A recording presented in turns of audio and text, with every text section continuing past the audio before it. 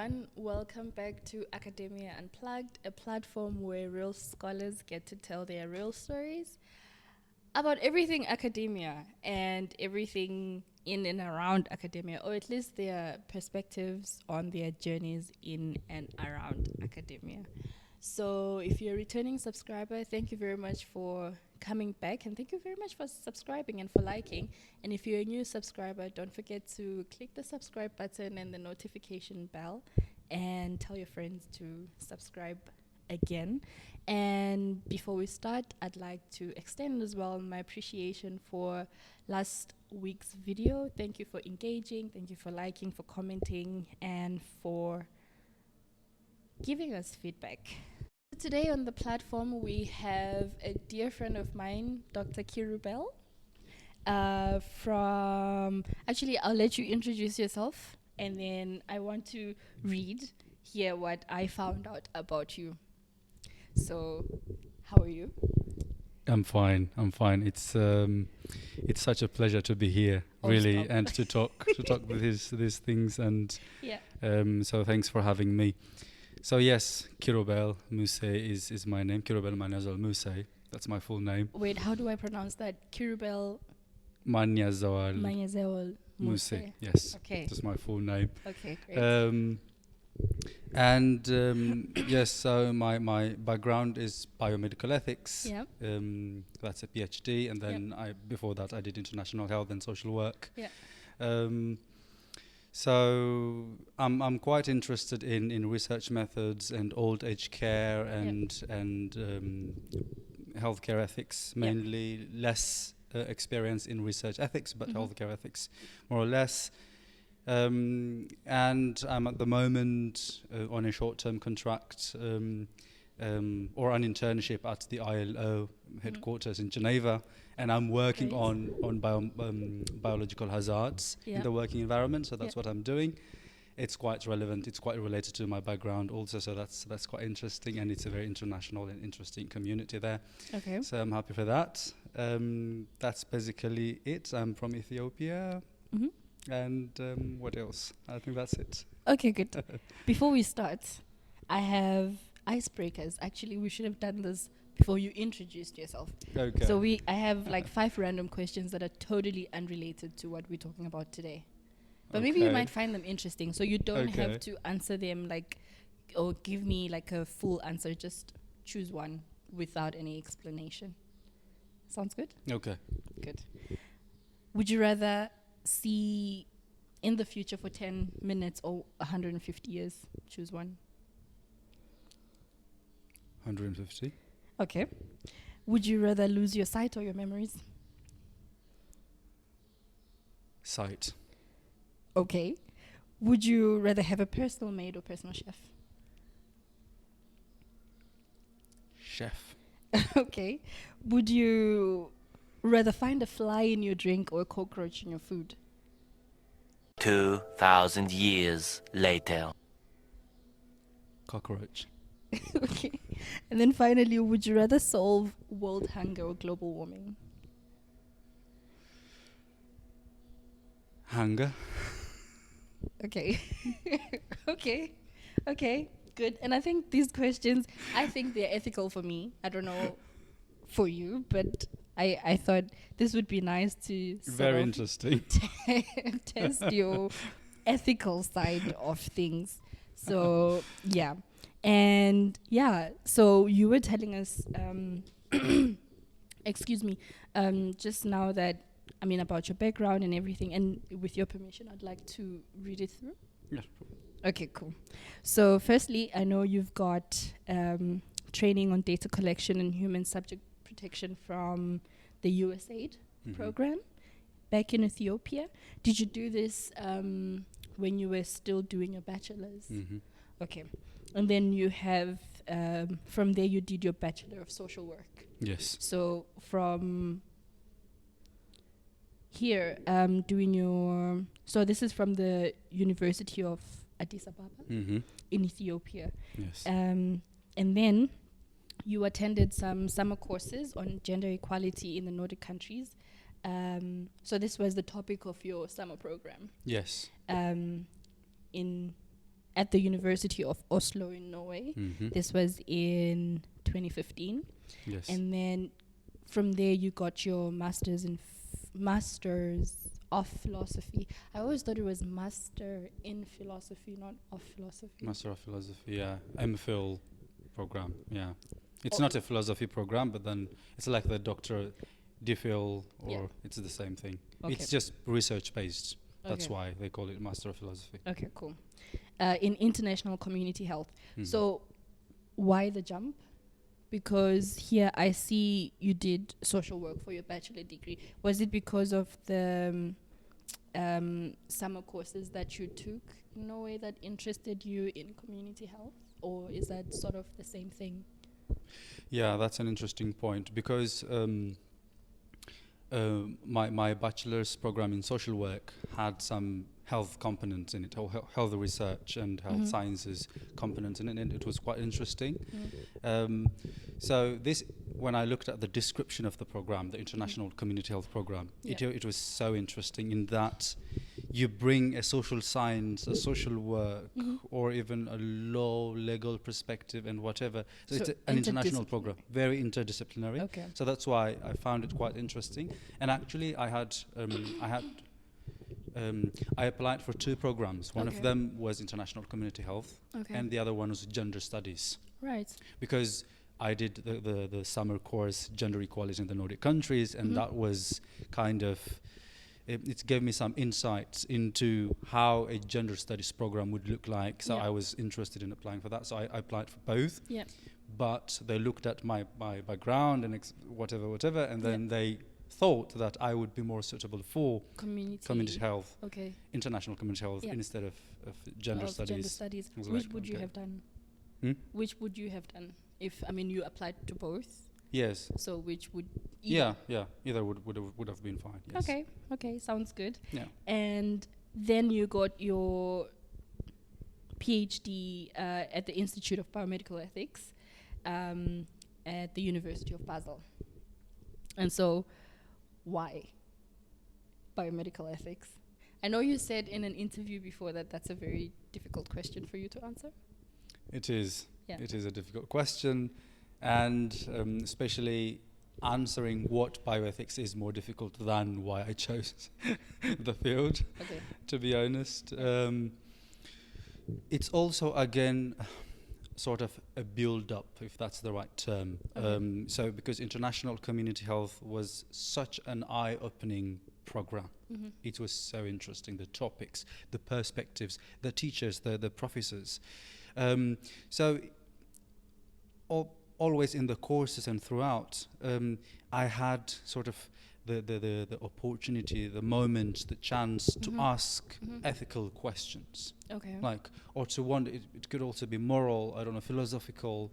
You know, we were continuously asking the conventional ways of doing things, including research. Right. So that was uninteresting. And more specifically, actually, as part of my master's program, I did research on tuberculosis, a qualitative research, and especially on drug-resistant tuberculosis, which is a tough situation because it's so complicated. I can't go into that detail. But one of, the many interesting things I found was how TB patients were sort of suffering the treatment, not only the disease. Right. So the treatment procedures were so intense, and they had to go to the TB clinic every day, and so. And also how, because I interviewed health professionals as well, how they were criticizing, or they were very critical about the TB treatment guidelines. Right.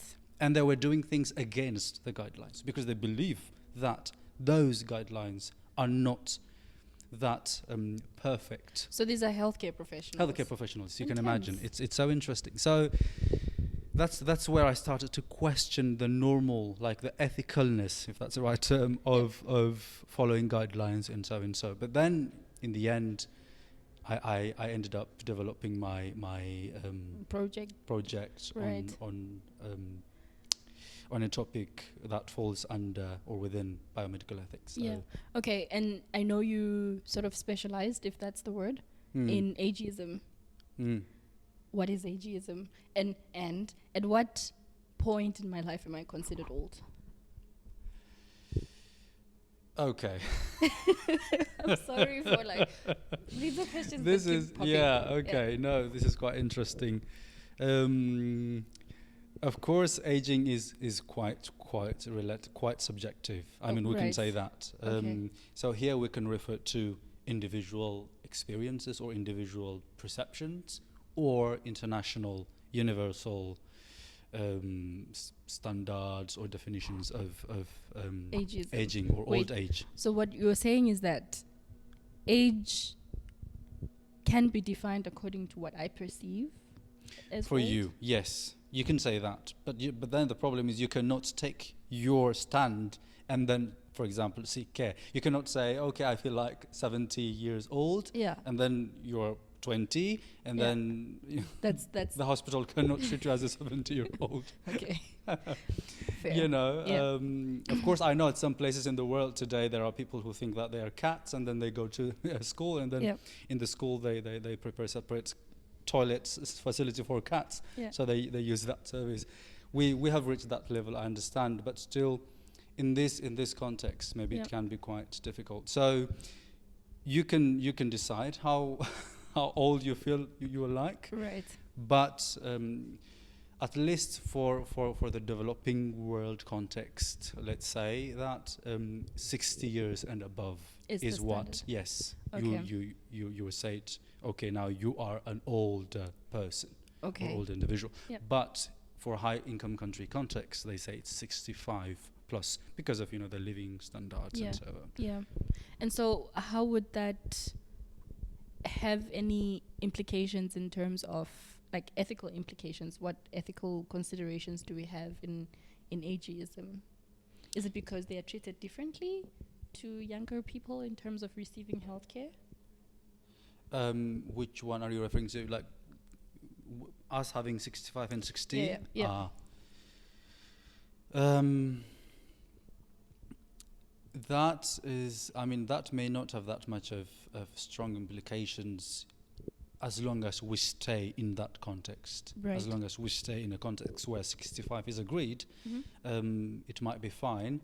But it might be a bit problematic if people, let's say from a developing context, they move to a developed context, and then maybe they moved, I don't know, at 55 or something, Yep. and then they expect to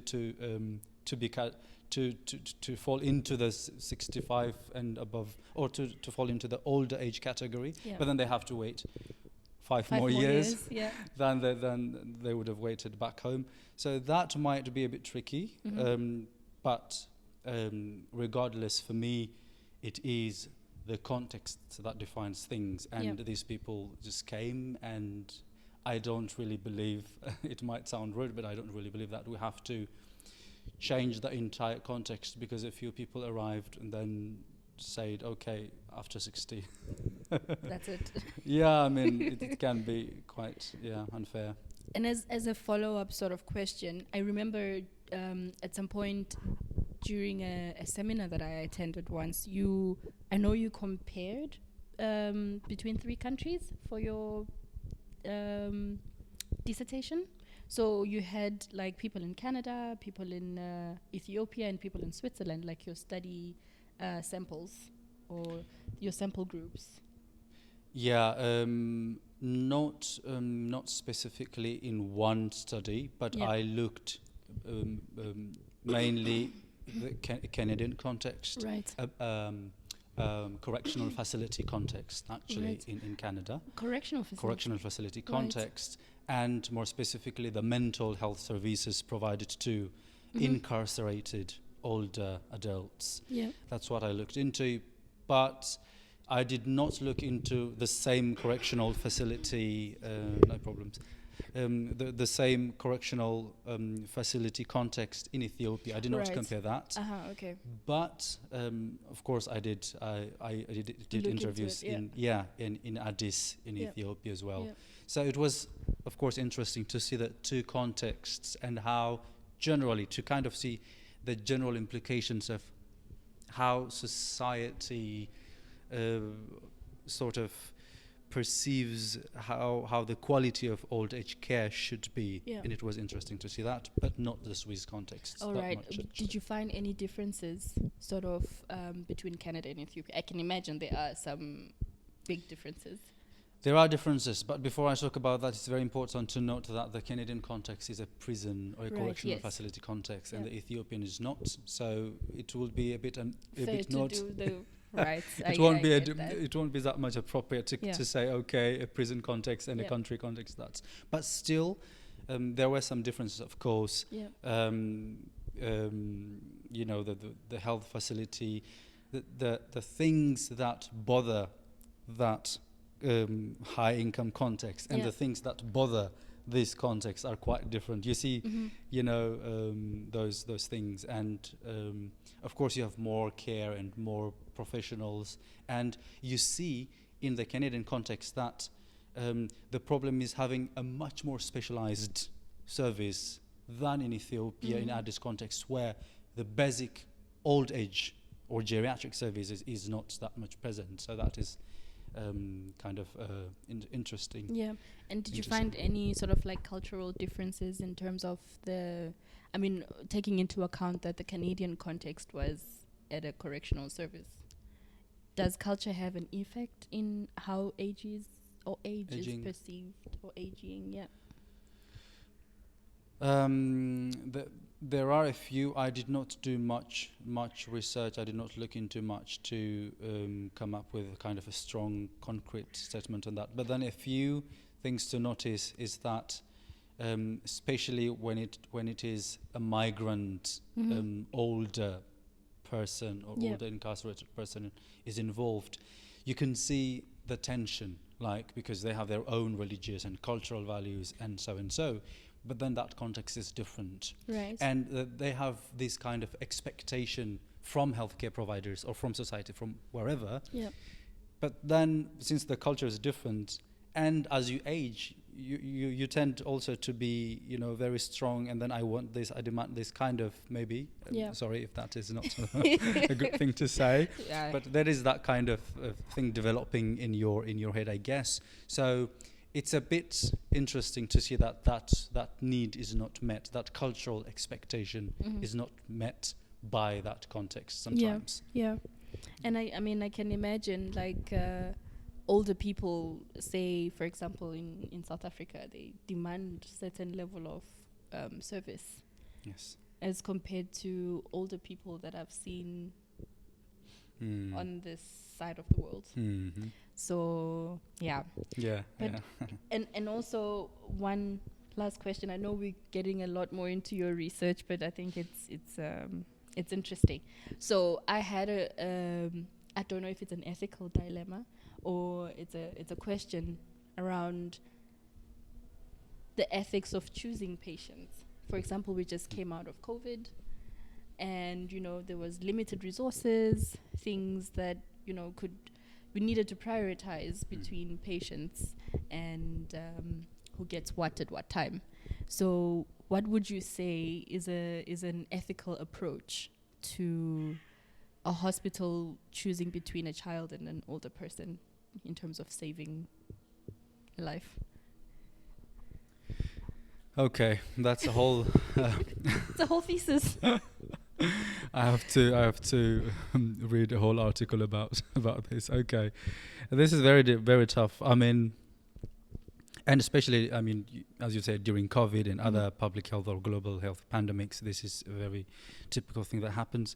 And what makes it even more complicated is the lack of resources, Right. because public health resources or health system resources, whatever, gets into a big crisis. And so lack of resources makes prioritization very tricky, very challenging. And in this kind of situation, my personal advice or perspective could be to look into the context very carefully. Right. How you prioritize in Switzerland is completely different than how you prioritize in Ethiopia. Okay. how you prioritize the same country, let's talk about Ethiopia, how you prioritize in Addis Ababa is completely different than how you prioritize in Afar, for example. Well, shouldn't there be like a standard? The standard, there should be standard. The standard is humanity. Yes. So serve humanity, serve the individual, serve the community as well. And having the standard is also a tricky thing, because standards, universal standards, can be based on individual. How do I say? They can be, but they can be very individual based. Right. Because sometimes you just if you follow these standards, they might say, okay, it's not fair for the individual, so do not hurt the individual. Okay. But contexts like Africa, I can say, let's generalize and do a not nice thing. Yeah. And in the African context, there is the philosophy, Ubuntu philosophy, we know that, right? Yeah. So the Ubuntu philosophy is that it's community that comes first. Yeah. It's the individual is important, but we must not forget the community. I am because you are. I am because you are, I am Right. because we are. I Yeah. am. So that patient is because the community is. Mhm. So it is from that understanding that we should follow standards. And unfortunately, these standards are very much influenced, very much crafted based on philosophies or moral underpinnings from high or from, I don't like to use the term Western, from Western, based on Western values and contexts. If it is, It is, but yeah, I want to be kind. So it is based on these philosophies. And that is why it is, even in my research, it was so interesting to see when I had interviews with healthcare professionals, they were saying, no, I choose this patient. And then you hear them saying very strange, at some point I was like, very strange things. And then I reached to a point where I wanted to confront my participants, which you wouldn't normally do. And I was like, okay, but why? Yeah.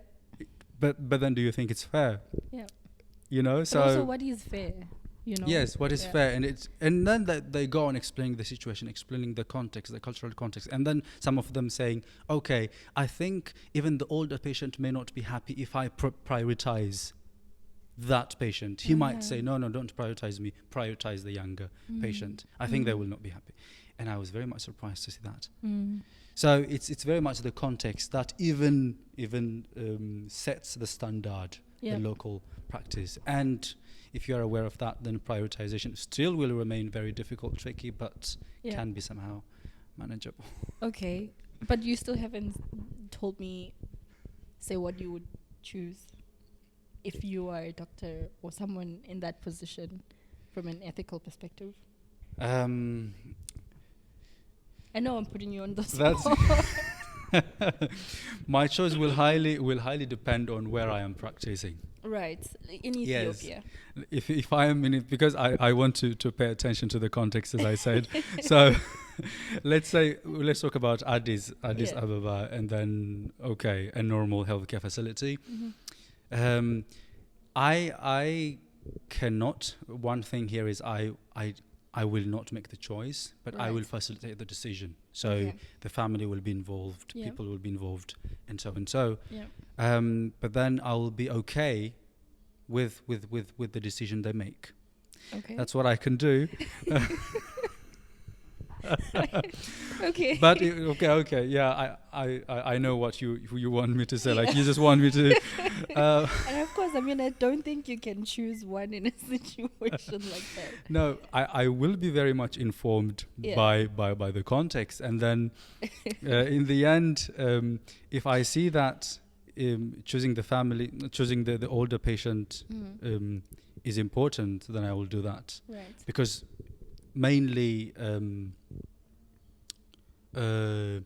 older people have that level of respect and so so it's kind of doing something for an older patient is one way of respecting the culture and preserving the culture and so on. So it's it has that kind of atmosphere. But if I see that the individual, the younger patient, there are so many people dependent on the younger patient, economically dependent, and if the death of that younger patient is affects so many people, then I might go for saving the younger patient. Yes. Okay. And I mean, I'm very much interested in your research. I have so many more questions to ask, but I also do not want to put you on the spot. So, and I think you're very knowledgeable, and I think you're very smart. I like that. And thank you. In everything that you have done, and so from your bachelor's to all the way to your PhD, have you found pockets, or how can I say it, times where you have felt an imposter syndrome, like you felt like you are imposing, you are not supposed to be doing that at all?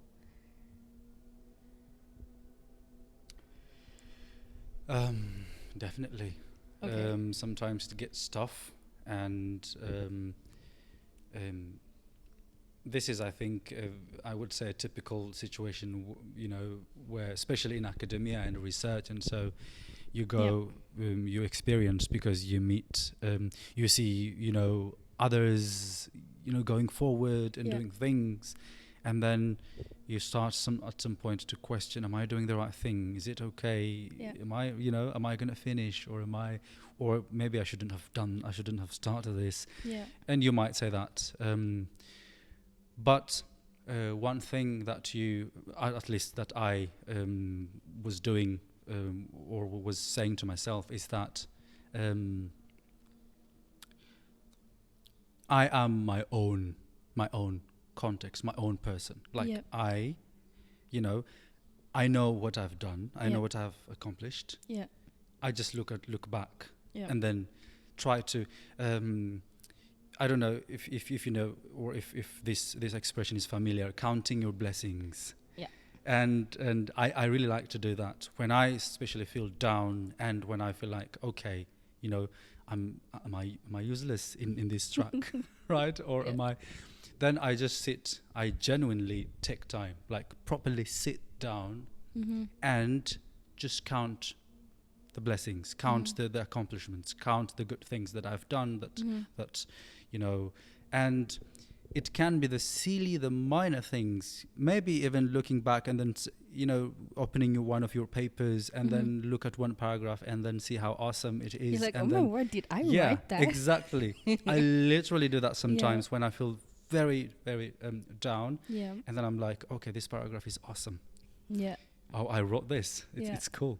And from those, silly, minor things to bigger things that you have accomplished. It can be in your career, in your career life. It can also be outside of, academia, so that you can have the energy, and then you can look on or focus on the positives, and then go on and fight the, all the thoughts that come. Yes.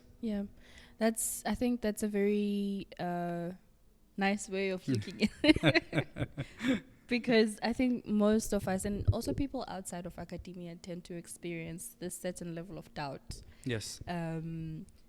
To think, am I really, doing the right thing? Especially when you're writing something or preparing for something that a lot of people are going to read or watch, or So I think that's a really very positive way of looking at it. And also, I know for your PhD, you published more than 3 papers, or at least. Did you ever feel like you had no motivation to write at some point? At many points. At many, many points, of course. I mean, of course. So, but I mean, I think this is for everyone, I would say, of course. But then when you lose your motivation, my one of the things I was doing is I know it might sound weird. I hope I'm but not taking you back, by the way. You are. I'm sorry. Trust me, you are, but that's I'm fine. Okay. Yeah, no, that's okay. Multitasking. Yeah. I don't know if that makes Multitasking. multitasking Okay. is something that I do to help myself with motivation. Okay. I will explain. So Mhm. what I mean by that is, let's say I'm doing one paper, writing one paper, Yeah. because academia is all about. Yeah.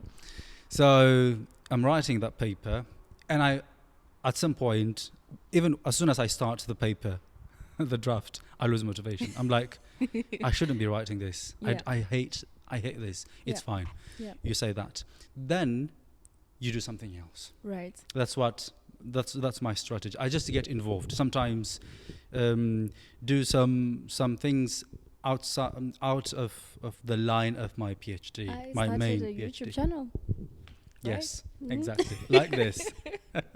Yeah. Like this. Yeah. Extra things. Yeah. But even still in your PhD frame, but I don't know, maybe volunteer to be part of an ethics consultation committee and then do some interesting, unique, different stuff. Yeah. Maybe involved in teaching, Yeah. supervision, Yeah. and you have another project, still writing paper, but a different team and Yeah. maybe a slightly different topic. Yeah. So just go there and then make sure that you miss this paper and then come back to this paper Yeah. and write. So it can help, taking a break and doing other things can Yeah. help with restoring. Focus. Yes, Yeah. focus and motivation, Yeah. get motivation, and choose some silly things to motivate you also. If I finish this paragraph, I'm going to eat this chocolate.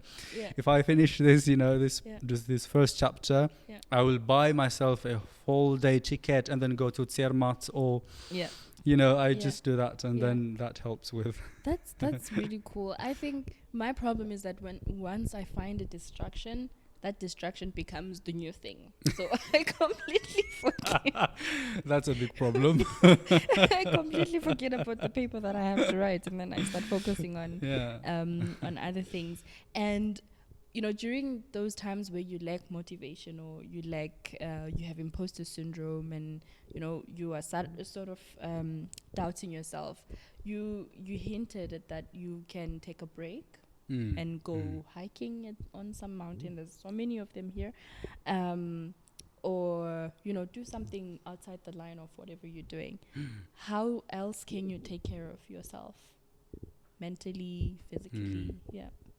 And I think we as academics, we beautify mental health during a PhD. Like, we not really beautify, we hide it a lot. We're very good at hiding that, oh no, I'm struggling, or maybe some other people don't. I'm not saying you have.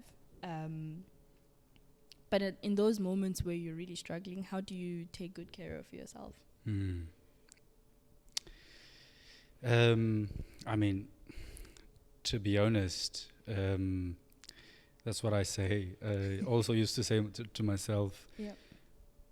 for Kirubel, who chose to do a PhD, who dared to do a PhD, Yeah. I think I would do anything for him. Intense. I think I would do anything for him. That is so nice. Wait. So you tell yourself that you cannot fail. Yes. I mean, self-love, self-appreciation is very important. Right. And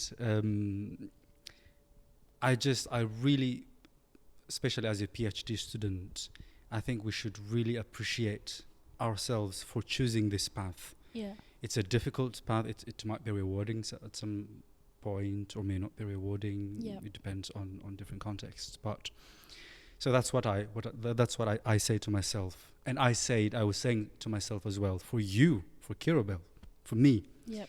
I would do self-care. Yeah. I would give time. Yeah. I would give time for you. Yep. Food, you have to eat. Yep. You have to go to expensive places and eat. It's fine. Save, but then you never know. Yeah. At least you are brave enough to choose this path, so you deserve this. And I don't know, traveling to places, you really deserve that. And going back home, you miss your people, you miss your friends, and so just go. I mean, I know it's expensive, the flights, whatever God provides, or you get it tomorrow. I mean, don't Kirubel told me to spend money, so I'm gonna do it. Be careful, but that balance is always tricky, I understand. Yeah. But then go for holiday, go celebrate. Yeah. So I think when you are in academia, there is this pressure in you, and it's very interesting. I find academics, at least my impression, Boring. boring. You said that. I said remember. that. Yeah.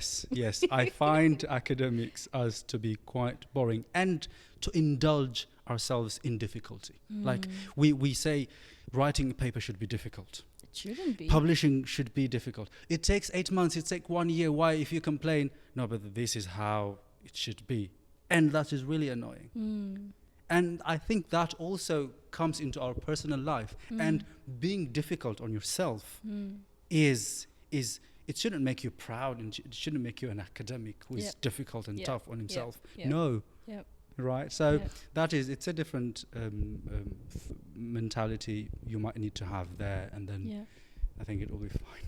Cool. Can we talk about money and how to get money when you're in academia? I keep saying this. Well, I always thought that I don't like that part, but I've always thought that academia is like the quickest way to getting rich. Yeah, I know. So Me too. how, in a few words, how can you set yourself up to getting funding for fieldwork, for example, or funding for an activity that you have to do during your PhD or master's or something like that? Yeah. Target the right places where you, because sometimes you just apply everywhere, here and there. It's a nice. It seems nice. Yeah. And then you say you may not. You hear people saying you may not just throw your application here and there. You may What's the worst that could happen? Yeah, but then that's a good thing. But Yeah. but the problem is you experience application fatigue, if that's the right term. Yeah. And that's you may not know it, but Yeah. at the back of your head, Yeah. at some point, for a couple of seconds, you think, I have applied for 50, 60 places. Yeah. And then, of course, you just forget it. Yeah. But it is affecting you without you Yeah. really realizing it. So Yeah. it's very important to target a specific place, understand. Yeah. And what I used to do, actually, because this was my situation, I got the salary, Yeah. but then research costs, I had to look for funding by myself. Externally. Yes, field Yeah. work, Yeah. even conference participation and so and Yeah. so. Yeah. So what I used to do was that I look into the funding, Mm-hmm. like really investigate it, Mhm. and to the extent of writing an email. Even if I know that I can apply, Yeah. I'll just write an email Yeah. and then say, briefly, this is my background, and then this is my funding situation, Yeah. and so and so. And then you find it's interesting Yeah. to see that even if you are eligible to apply, Yeah. they just write you, which they did not post on their website. Yeah. They just write you saying, okay, but then at the moment we're full, we're not full, Yeah. or they say, yes, it's general, but your field seems to be this and that, then we focus on this field and these topics, and I'm like, okay, I saved myself quite an effort, a lot, and that. So Yeah. do that. And maybe the second thing is, when you apply, always when you request for additional funding, show that you have something already, Right. if you that can. you have already acquired. Already some something. fund. It Yeah. seems like no one likes the poor. Like Yeah. if you start from zero and then saying, okay, I'm poor, I have no I money. have nothing, absolutely. Instead of that, I have this 2,000, 3,000 I just need more. franc, yes, Yeah. from this foundation, and then I just need more. Yeah. And that is kind of a motivating factor for them to Yeah. fund. And maybe next time when you come, because of course you have to come. I haven't even gone through all of my questions. We can talk more about how to be specific in your applications for funding or for whatever project that you're doing. And briefly also about rejection. I have been rejected so many times, either for funding, papers, grants, whatever. Mm. And so just like you were saying, you apply to like 60 different institutions for money and 60 of them say no. Mm. That can impact you in a way. Mm. And sometimes, like for me, for example, it makes me feel like, yeah, maybe I wasn't supposed to be here because no one is believing in what I'm trying to achieve or do. How do you navigate rejection in academia? Count your blessings. Again, yeah. Again, that's what I can say really, because of course take the if they give you comments, if you get feedbacks, take them seriously. Right.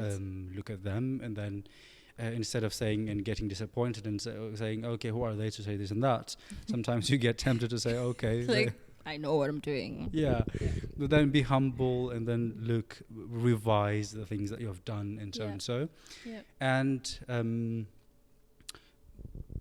share your experiences, share your burdens with others, with the same-minded, like-minded people, and try to learn from their stories. You get motivated. You don't know through how much people go.